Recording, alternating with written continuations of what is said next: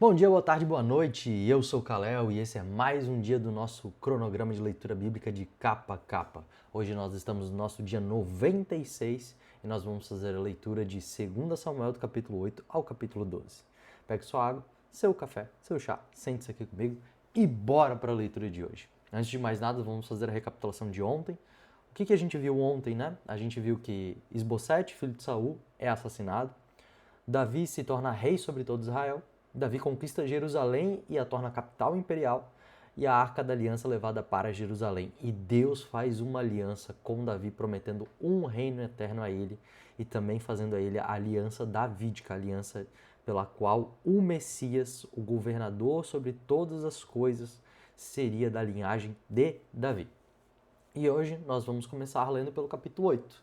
Capítulo 8 de Samuel, as diversas vitórias de Davi. Bora comigo então? Davi. Algum tempo depois, Davi atacou os filisteus, derrotou-os e acabou com o poder deles naquela região.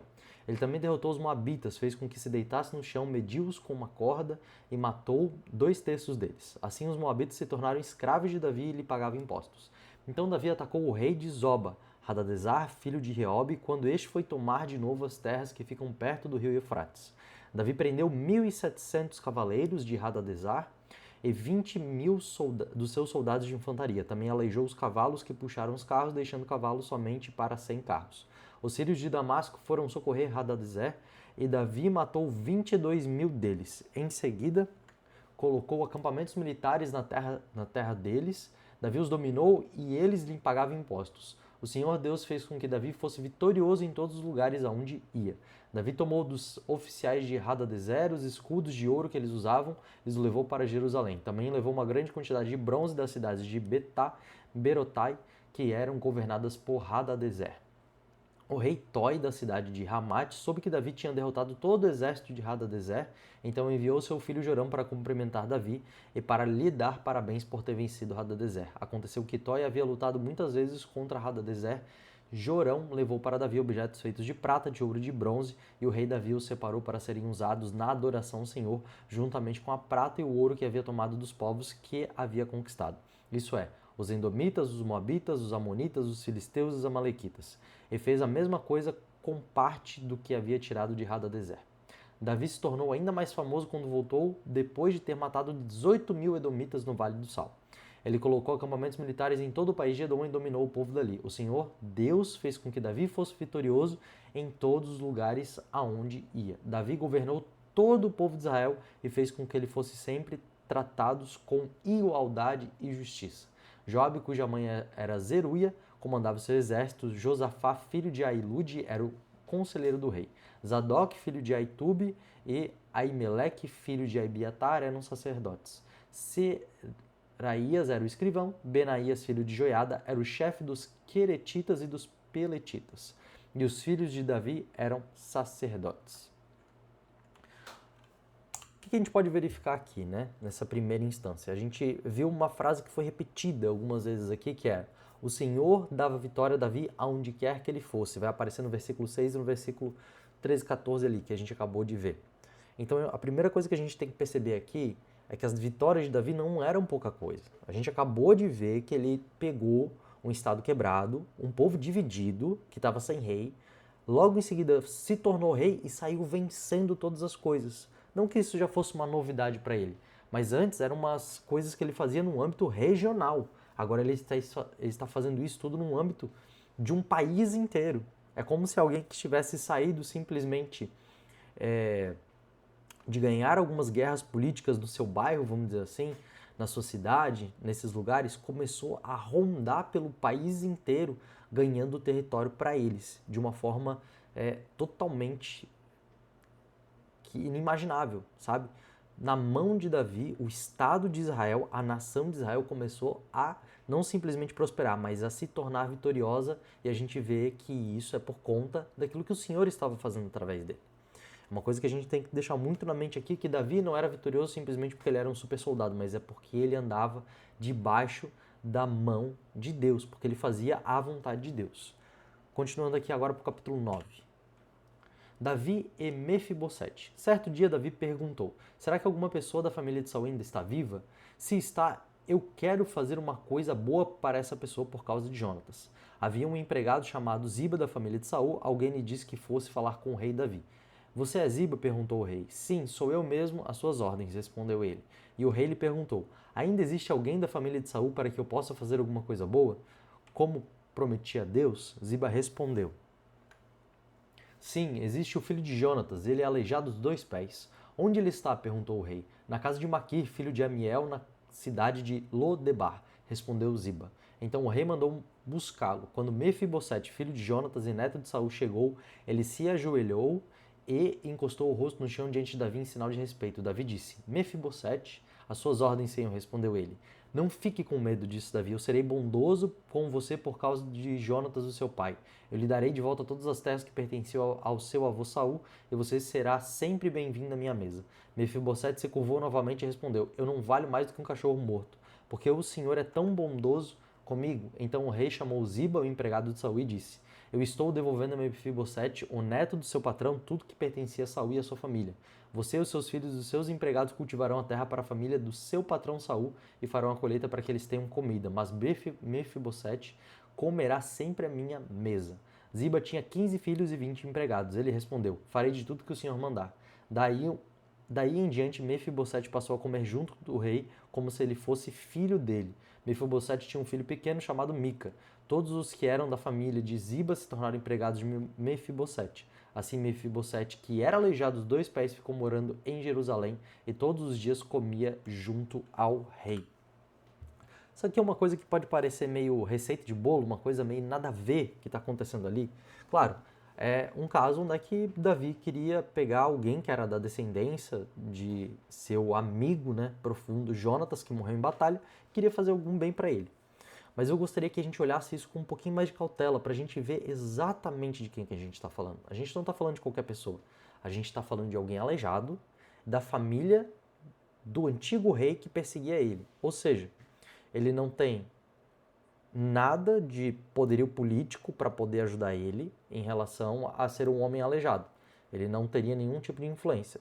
E para melhorar a situação, ele vem de uma linhagem, de uma descendência que perseguiu o próprio Davi. Isso significa que ele era a última pessoa a quem poderia se esperar fazer alguma coisa, né? E eu gostaria que a gente olhasse para essa pessoa com olhos diferentes. A gente fazer uma analogia da graça de Deus, como ele trata a gente, não mediante as nossas obras, mas mediante o caráter dele. Mefibosete tinha todos esses itens indesejáveis para ser alguém digno de estar à presença à mesa de Davi. Ele era a última pessoa a ser digna para poder estar lá naquela mesa. Mas Davi, pelo amor do seu amigo Jonatas, coloca um dos seus filhos para ser sustentado por ele mesmo. Se a gente fizer um paralelo com Efésios 2, 4, 6, a gente vai ver exatamente essa dinâmica da graça que Deus faz conosco, de colocar um lugar onde é que a gente não tem nem estatura e nem dignidade de estar perante a presença dele. Efésios 2, 4, 6 vai falar o seguinte: mas Deus, que é riquíssimo em misericórdia, pelo seu muito amor que nos amou, estando nós ainda mortos em nossas ofensas, nos vivificou junto com Cristo. Pela graça sois salvos, e nos ressuscitou juntamente com ele e nos fez assentar nos lugares celestiais em Cristo Jesus. A obra que acontece aqui, a gente pode fazer um paralelo muito legal, essa conexão muito bacana entre aquilo que nós recebemos por Cristo Jesus e aquilo que Mefibosete recebeu por causa da sua descendência com seu pai, por causa do relacionamento entre Jonatas e Davi. Da mesma forma que Mefibosete, sendo uma pessoa que não tinha como trabalhar para Davi, sendo uma pessoa que era de uma linhagem que descendia, vamos dizer assim, de inimigos de Davi, a mesma coisa acontece para nós. Nós não poderíamos servir a Deus e nós éramos inimigos de Deus. E Deus nos colocou mediante a promessa em Cristo Jesus e o sacrifício de Cristo Jesus na sua mesa. É exatamente isso, nos lugares celestiais em Cristo Jesus. E Mefibosete não simplesmente se tornou empregado, ele se tornou como um filho para Davi.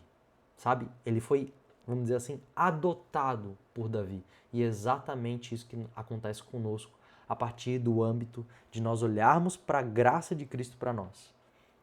Ele foi morto, igual a Jonatas, mas mediante a morte dele se abriu o espaço da mesa de Davi, a mesa do rei, para que a gente pudesse sentar com ele. Há uma pequena analogia aqui, só para a gente poder ver coisas além do que geralmente a gente vê, né? Continuando aqui agora para o capítulo 10. Davi vence os amonitas e os sírios. Algum tempo depois morreu o rei Nas, do país de Amon, e o seu filho Hanum se tornou rei. E Davi disse: Serei bondoso com Hanum, assim como Nas, o seu pai, foi bondoso comigo. Então enviou mensageiros a Hanum para mostrar a sua amizade. Porém, quando os mensageiros chegaram à cidade de Raba, as autoridades amonitas disseram ao rei: O senhor pensa que é em honra do seu pai que Davi enviou esses homens para mostrar amizade? É claro que não. Ele os mandou aqui como espiões a fim de conhecerem a cidade para poderem destruí-la. Então Hanum pegou os mensageiros de Davi, rapou um lado da barba deles, cortou suas roupas até a altura das nádegas e os mandou embora. Quando Davi soube disso, enviou outros mensageiros para se encontrarem com eles, porque eles ainda estavam muito envergonhados.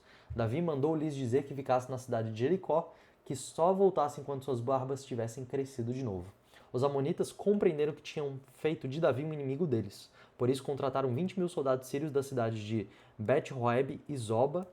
Também contrataram o rei da cidade de Maca com 1.000 homens e 12.000 homens da cidade de Tob. Davi soube disso e enviou contra ele Joabe com todos os melhores soldados do exército israelita.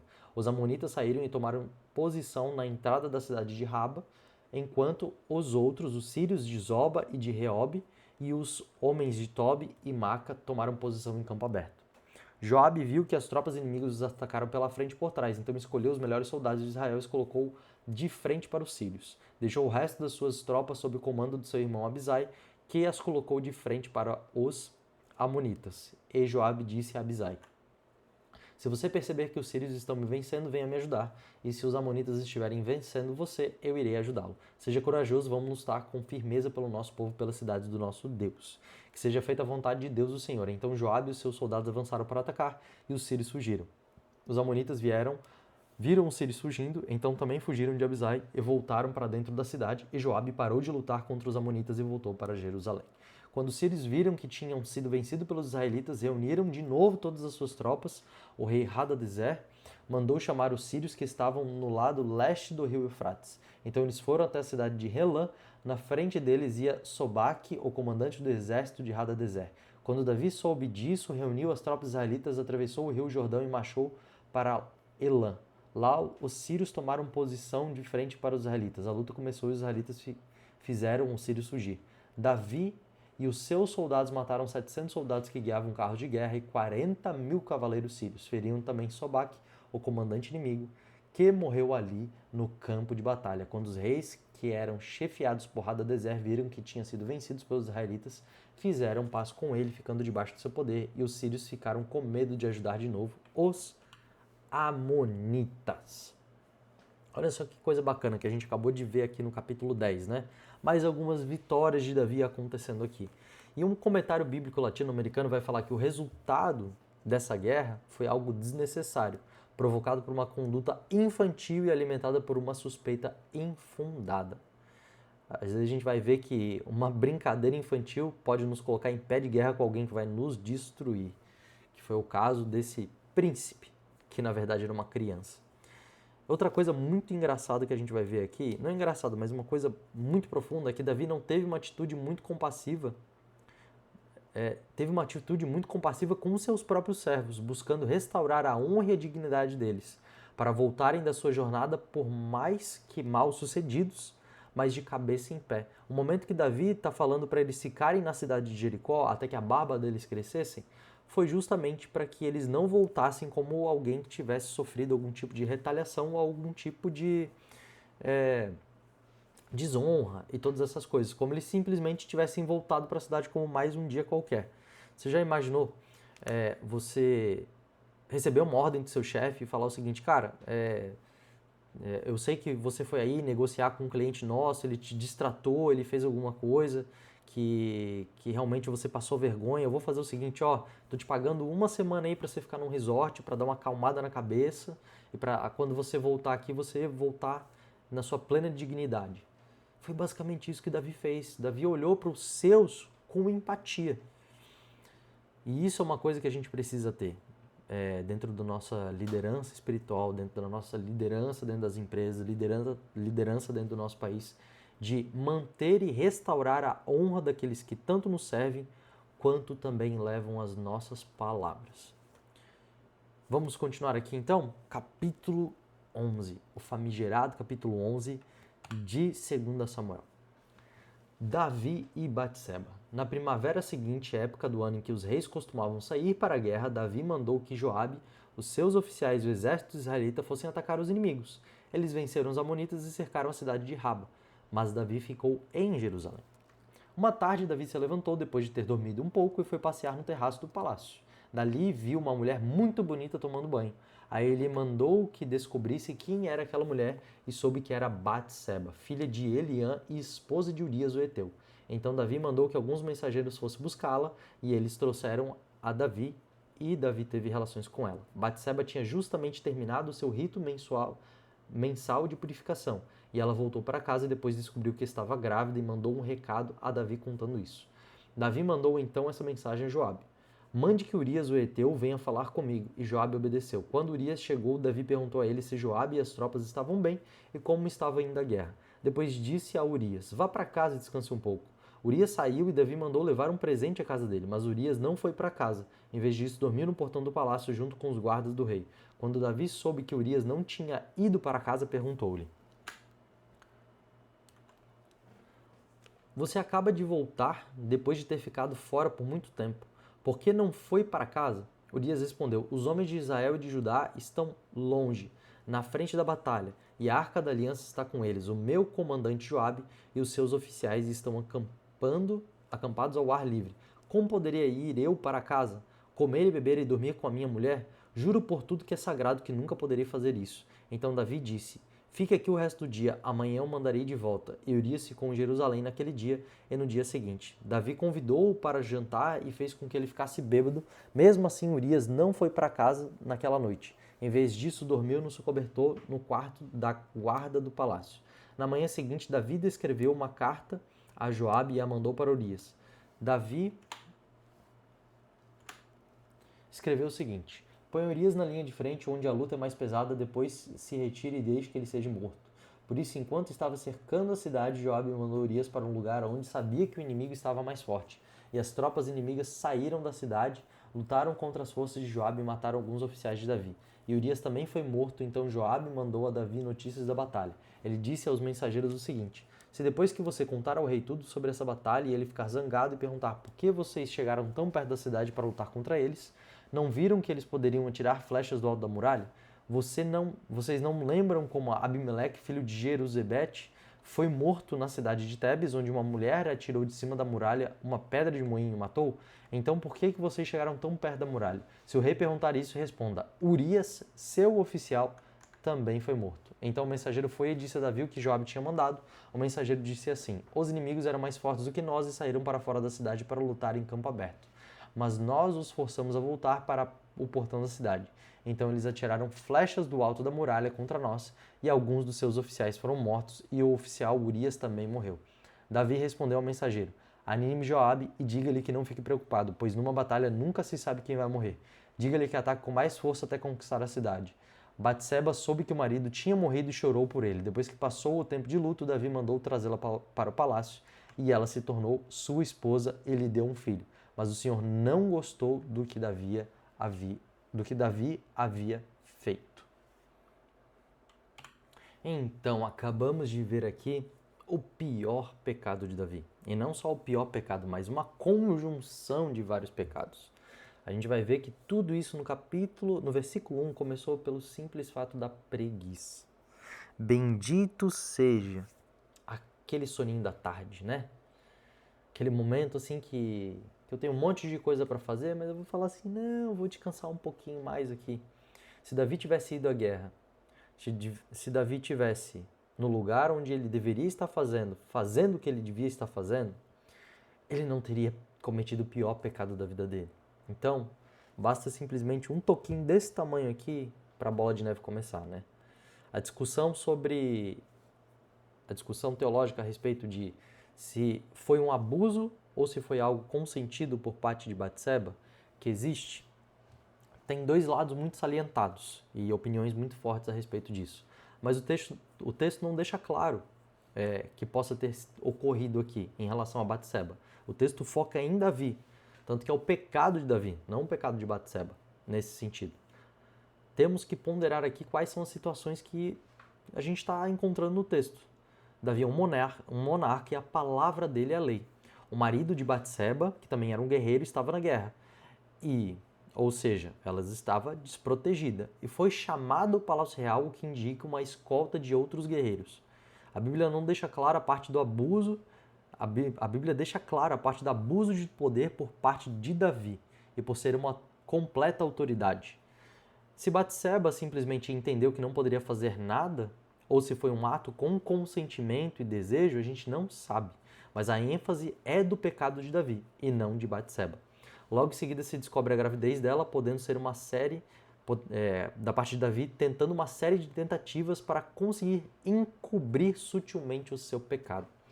E é muito engraçado que nessa série de tentativas de Davi, ele vai tentar fazer Urias pecar em vários quesitos da lei que passam desapercebidos aos nossos olhos. Primeiramente, vai tentar embriagar Urias, vai mandar ele para casa para ter relação sexual com sua esposa. E na lei de Moisés era dito que quando os homens saíssem à guerra, eles não poderiam ter relação sexual com sua esposa. Por isso que Urias tantas e tantas vezes não ia para casa, porque ele sabia que se ele fosse para casa, ele ia quebrar a lei. E o que acontece? Davi percebe, cara, esse cara aqui é muito certinho, eu vou ter que embebedar ele. Davi embebedou Urias, mas mesmo bêbado ele foi e caiu num lugar, no pátio, junto com os outros guerreiros. E olha só que coisa impressionante. Davi viu que ele era fiel. E sabe o que ele fez? Assinou a sentença de morte dele, falando qual era o plano e enviou por ele mesmo. Sabe? É como se você tivesse recebido um papel do RH que era para levar para o seu diretor, enfim, alguma coisa para o seu líder, e ali estava o papel da sua demissão, sabe? E você era uma pessoa tão fiel que não ia olhar aquilo que estava escrito lá, simplesmente ia acatar, né? E outra coisa muito perigosa aqui, Davi não matou só Urias. Davi matou também muitas outras pessoas com a investida premeditada, que era para matar Urias. Então, um pequeno pecadinho se tornou vários homicídios de várias pessoas diferentes. Não simplesmente só um pecado sexual, não só uma preguiça, não só um momento que ele queria ludibriar alguém, enganar alguém, se tornou em morte para várias pessoas. E é engraçado que o único pecado que Deus atribuiu a Davi, ou melhor, que ele reconheceu que Davi fez, foi exatamente esse pecado. Vai estar escrito em 1 Reis 15, versículo 5. Porque Davi fizera o que era reto aos olhos do Senhor, e não se desviara de tudo quanto lhe ordenara todos os dias da sua vida. Ou seja, está dando já um feedback de toda a vida dele. Senão no caso de Urias o Heteu. E Davi foi um camarada bem pecadorzinho. Mas qual é a grande questão? Davi fez todas essas coisas premeditadamente. Diante de todos os outros pecados de Davi, ele ou fez por não estava compreendendo a situação, ou ele fez por ignorância, mas esse ele sabia exatamente o que ele estava fazendo. E por isso que foi atribuído a ele. Vamos continuar agora no capítulo 12. Perdão. Outras coisas muito importantes aqui, que a gente vai ver, é que nesse pecado em específico que ele cometeu, a gente vai perceber que ele se mostra um rei que não é um rei perfeito. Por mais que seja todo esse homem que é segundo o coração de Deus, ele não é um rei perfeito. E a promessa que Deus fez para ele é que um rei perfeito viria. Por isso que o peso messiânico de Cristo é tão grande, porque ele é o único homem perfeito para se assentar no trono de Davi. Salomão, logo em seguida a gente vai ver que foi o filho dele, ele pecou tanto quanto o pai. Se não mais pior, né? Nesse sentido, porque no final da vida dele ele não foi reto. Pelo menos Davi se converteu no meio do caminho. Mas a gente vai ver que por conta disso, por conta dessa desqualificação de Davi, o trono davídico espera para alguém perfeito. E esse alguém já veio, mas vai voltar. Vamos continuar aqui no capítulo 12. O profeta Natã repreende Davi. O Senhor Deus mandou que o profeta Natã fosse falar com Davi. Natã foi e disse: havia 2 homens que viviam na mesma cidade. Um era rico e o outro era pobre. O rico possuía muito gado e ovelhas, enquanto que era pobre tinha somente uma ovelha, que ele havia comprado. Ele cuidou dela e ela cresceu na sua casa, junto com os filhos dele. Ele alimentava com sua própria comida e deixava que ela bebesse no seu próprio copo. E ela dormia no seu colo. A ovelha era como uma filha para ele. Certo dia, um visitante chegou à casa do homem rico, então não quis matar um dos seus próprios animais para preparar uma refeição para o visitante. Em vez disso, pegou a ovelha do pobre, matou-a e preparou com ela uma refeição para o seu hóspede. Então Davi ficou furioso com aquele homem e disse: Eu juro pelo Senhor, o Deus vivo, que o homem que fez isso deve ser morto. Ele deverá pagar 4 vezes mais o que tirou por ter feito uma coisa tão cruel. Então Natã disse a Davi: Esse homem é você. E é isso que diz o Senhor, o Deus de Israel. Eu tornei você rei de Israel e o salvei de Saul e lhe dei o reino e as mulheres dele. Tornei você rei de Israel e de Judá. E se isso não bastasse, eu teria dado 2 vezes mais. Por que é que você desobedeceu os meus mandamentos e fez essa coisa tão horrível? Você fez com que Uías, o Eteu, fosse morto na batalha, deixou que os amonitas o matassem e então ficou com a esposa dele. Portanto, porque você me desobedeceu e tomou a mulher de Urias, sempre alguns de seus descendentes morrerão de morte violenta. Também afirmo que farei uma pessoa da sua própria família causar a sua desgraça. Você verá isso quando eu tirar as suas esposas e as der a outro homem, e ele terá relações com elas em plena luz do dia. Você pecou escondido em segredo, mas eu farei com que isso aconteça em plena luz do dia para todo o povo de Israel ver. Então Davi disse: Eu pequei contra o Senhor, contra Deus o Senhor. Natã respondeu: O Senhor perdoou o seu pecado, você não morrerá. Mas por que fazendo isso você mostrou tanto desprezo pelo Senhor, o seu filho morrerá? Aí Natã foi para casa. A morte do filho de Davi e Batseba. Então o Senhor fez com que o filho de Davi e da mulher de Urias ficasse muito doente. Davi orou a Deus para que aquela criança sarasse e não quis comer nada. Entrou no seu quarto e passou a noite inteira deitado no chão. Então os funcionários do palácio tentaram fazer Davi se levantar, mas ele não quis e não comeu nada com eles. Uma semana depois a criança morreu e os funcionários ficaram com medo de dar a notícia a Davi. Eles disseram: enquanto a criança estava viva, Davi não respondia quando falamos com ele. Como vamos dizer a ele que a criança morreu? Ele poderá fazer alguma loucura. Quando Davi viu os oficiais cochichando uns com os outros, compreendeu que a criança havia morrido, então perguntou: a criança morreu? Morreu, responderam eles. Então Davi se levantou do chão, tomou um banho, penteou os cabelos, trocou de roupa, depois foi à casa de Deus do Senhor e o adorou. Quando voltou ao palácio, pediu comida e comeu logo o que lhe havia servido, o que lhe foi servido.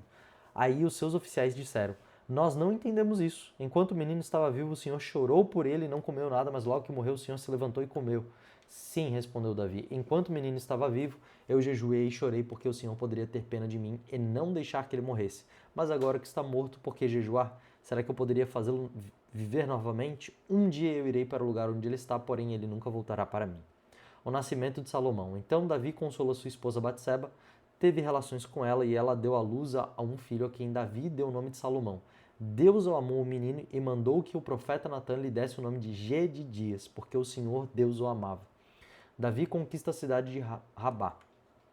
Enquanto isso, Joabe continuou a atacar Rabá, a capital do país de Amon. Quando estava para conquistar a cidade, enviou mensageiros com o seguinte recado para Davi: Eu ataquei Rabá e conquistei os reservatórios de água. Reúna agora o resto dos seus soldados do Senhor e ataque a cidade e tome. Eu não quero ficar com a glória dessa vitória. Então Davi reuniu os soldados e foi a Rabá, atacou a cidade e a conquistou. Moloque, o ídolo que os amonitas adoravam, tinha uma coroa que pesava mais ou menos 34 quilos. A coroa era de ouro, nela havia uma pedra preciosa que Davi tirou e colocou na sua própria coroa. Levou também de Rabá muitas coisas de valor. Davi fez o povo da cidade trabalhar com serras, enxadas e machados e fabricar tijolos, e fez o mesmo com todas as outras cidades de Amon. Então Davi e os seus soldados voltaram para Jerusalém. Ai, passagem doída da gente ver, né, gente? A gente vai ver aqui o pecado de Davi sendo exposto, né? A gente vai ver que esses casos em específico mostram que mesmo diante das piores situações, Davi realmente era alguém segundo o coração de Deus. Porque quando Davi é confrontado com o pecado dele, ele olha e fala assim: Deus, me perdoa. Ele não pediu para Natã perdoar ele não pediu para um sacerdote perdoar ele não pediu para ninguém. Ele falou direto com Deus: pequei contra o Senhor e contra o Senhor somente. O relacionamento dele mostrava que mesmo sendo alguém com uma consciência leve diante de Deus, quando ele cometia os pecados dele, e esse não por ignorância, o Senhor o perdoou. Porque ele verdadeiramente se arrependeu, verdadeiramente olhou para isso com olho de tipo assim: nossa, olha o que eu fiz com Deus. Ele não olhou para aquilo que ele fez com Urias, ele não olhou para aquilo que ele fez com Batseba, ele não olhou para aquilo que ele fez com as outras pessoas, ele primeiramente viu a pessoa de Deus sendo manchada, machucada, sendo de fato o relacionamento que ele tinha com Deus quebrado naquele momento. E isso vai ser descrito em palavras no Salmo 51. Davi vai mostrar o quanto contrito de coração ele ficou por conta desse pecado. E outra coisa que a gente não percebe, mas é a postura corajosa de Natã, o profeta. No comentário bíblico latino-americano vai falar o seguinte: destaca-se nessa história a coragem de Natã e o respeito que Davi tinha por ele. Essa é uma das dimensões mais importantes do profetismo ou da função profética do profeta no ambiente bíblico. Denunciar os pecados das autoridades, tanto civis como religiosas, e confrontar diretamente os desviados. Não é preciso dizer que ser um profeta era um ministério de alto risco. Se Davi tivesse num dia que ele não tivesse muito legal, vamos colocar assim, e ele olhasse de lado para o profeta Natã, o profeta Natã ia ser o primeiro a morrer ali nessa história, gente. Natã não veio como se ele fosse derrubar igual se faz com o profeta Elias, como se ele fosse trazer fogo do céu. A maioria dos profetas bíblicos, eles morrem. A maioria dos profetas bíblicos, eles sofrem. A maioria dos profetas bíblicos, mediante a repreensão que eles tinham para o povo de quebrar a lei, eles, na verdade, eram as pessoas que eram perseguidas, açoitadas, cerradas ao meio. Hebreus 11 e 12 vai falar exatamente sobre isso para nós. Que essas pessoas, elas não eram dignas, porque o povo era um povo duro. Mas pela sorte de Natã é que Davi era um rapaz com um coração muito amaciável para Deus, né? Nesse sentido. E a gente também vai ver essa disciplina de Deus para com Davi. Não somente ele foi profetizado que ele sofreria muito por conta de alguém da sua própria casa, como se todas essas coisas que ele fez nas escondidas seriam feitas às claras, não bastasse isso, as pessoas da sua própria casa iriam trair a ele. E a gente vai ver isso mais tarde com a vida de Absalão, que vai ser essa pessoa. E foi uma disciplina muito dura da parte de Deus profetizar esse tipo de coisa a respeito da vida de Davi, mas também uma misericórdia muito grande, porque mediante a lei era para ele ter morrido naquele exato momento. Outra coisa que deixa muito impressionante pra gente da vida de Davi, mesmo em meio aos seus piores pecados, é a alta inteligência emocional desse homem. No versículo 20, a gente vai ver que ele vai passar um tanto de tempo lá, orando, intercedendo, semanas sem comer, pedindo para que aquela criança que não tinha nada a ver com todos os crimes que ele tinha cometido se livrasse do castigo de Deus. E não foi isso que aconteceu. E sabe qual foi a primeira coisa que acontece quando ele morreu? Quando aquela criança morreu? Davi aceita a situação. Davi não entra em negação. Davi não entra num lugar onde é que as pessoas falam assim, eu vou culpar Deus. Davi simplesmente entende a consequência dos seus atos. E durante o tempo que ele podia receber perdão, ou receber misericórdia, ou receber uma interferência de Deus, ele buscou. Mas a partir do momento que a criança morreu, ele já viu, não tem mais o que eu fazer.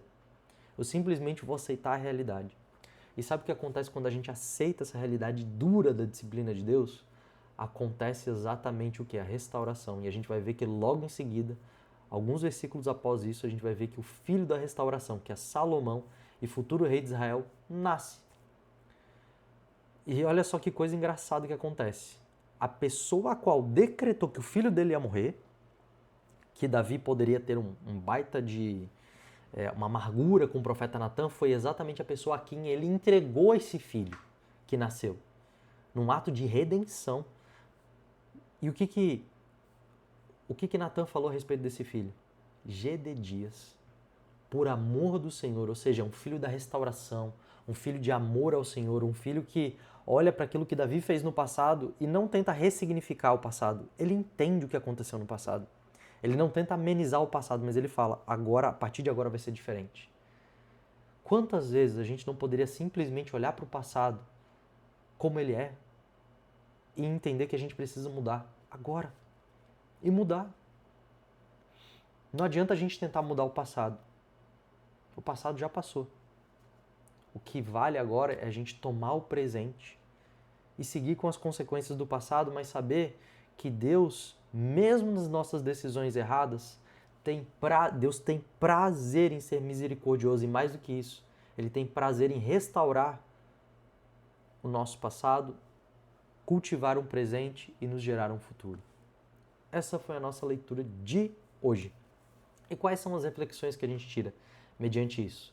Que são nos nossos melhores momentos que nós cometemos os nossos piores pecados, que nos piores pecados a gente também pode receber as maiores misericórdias de Deus, E diante das maiores misericórdias de Deus, a gente pode receber as maiores restaurações e também continuidade, porque Deus ama a misericórdia. Existe um dos profetas que vai falar o seguinte, se eu não me engano é Malaquias 3. Ele vai falar que Deus só pediu ao homem 3 coisas: praticasse a justiça, fosse alguém que amasse a misericórdia e que andasse em humildade com o seu Deus. Deus pede só essas 3 coisas de nós. E Ele não pede, mas Ele, antes de nos pedir, Ele pratica essas coisas. Para amanhã, a gente vai ver que o pecado dentro da família de Davi gerou a violência, a vingança e a divisão a partir da pessoa de Absalão. A gente vai ver como essa história vai se desenrolar a partir de agora, como isso vai afetar diretamente o reinado de Davi, mas como a redenção, como a misericórdia de Deus pode ser tão grande mesmo mediante os piores pecados que a gente pode cometer. Que Deus te abençoe e muito obrigado por ter ficado até aqui. Eu te espero amanhã. Até mais.